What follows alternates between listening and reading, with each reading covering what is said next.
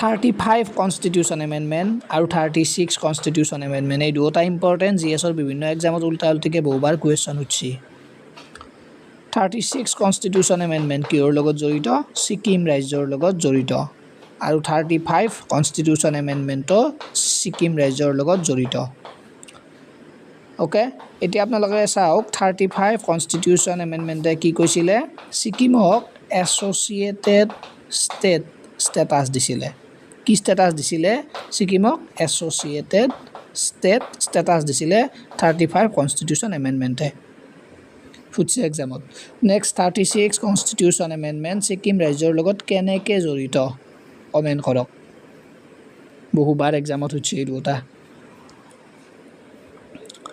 important বস্তুবিলাক একেলগে লিখি যাব পাছত ৰিভিজনত কামত আহিব